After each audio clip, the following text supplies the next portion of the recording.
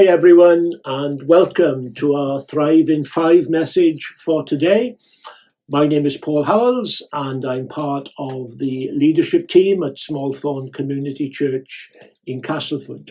And today I want to talk about being resilient, the wonderful character trait of resilience.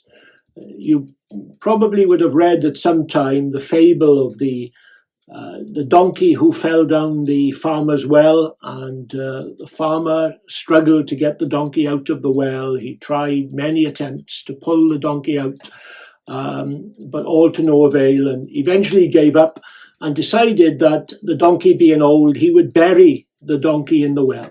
And so he called some of his neighbors and they came with their shovels and they started to pile in the dirt and the earth into the well to cover over the donkey.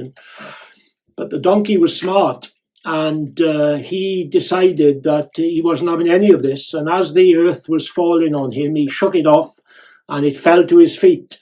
And slowly but surely, he began to rise in the well. And eventually, of course, he gets to the top. And because the earth that they were throwing in was actually helping him to come to the top. And he runs away. Talk about somebody being resilient and turning a situation on its head for their good.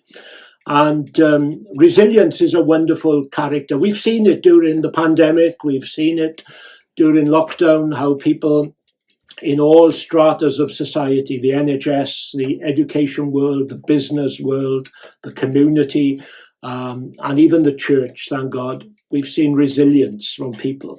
We've seen people dig deep. We've seen people find an inner strength, but perhaps they didn't have. And, one of my churches here in the Northeast, we've got a gentleman who's 91 years of age. He's got no IT, he's got no technology, he's got no devices to go online. And all through lockdown, he's just had some music, Christian music in his house, lives on his own, and his Bible. And regular phone calls from myself and others. And every time you ring him, it's so refreshing. He is so resilient. And he ministers to me when I ring him. I'm looking to encourage him. But often it's the other way around. And so resilience is a wonderful character trait to have.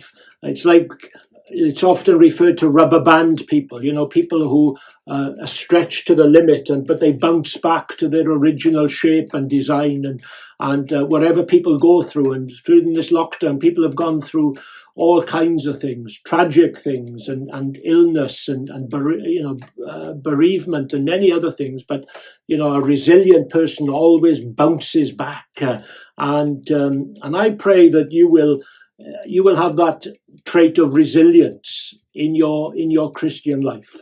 The Bible is littered with examples of people who were resilient. You think of Job in the Old Testament, how resilient he was. He lost everything. Even his own wife turned to him and said, "Curse God," and he would not, of course. And of course he bounced back, and God wonderfully restored to him the things that he had lost. You look at Joseph in the book of Genesis. He was the original comeback kid in many ways. How many setbacks did he have to experience?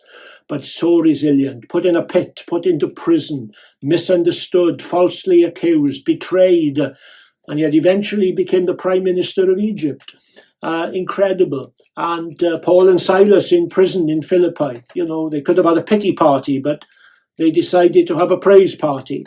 And the rest, how God wonderfully intervened, and the earth, the cell, the jail was shaken, and the jailer and his household came to know Christ that day. So it was a wonderful, resilient display by Paul and Silas. And there are things in our Christian life that will stretch us, they will bend us, but because we've got Jesus, they will never break us. And if we know Jesus, if our union with Jesus is strong, if we are rooted and grounded in him, there are many things that will seek to bend us, but they'll never break us because we are grounded in him, and our connectedness with Jesus is all so important. The Apostle Paul knew that.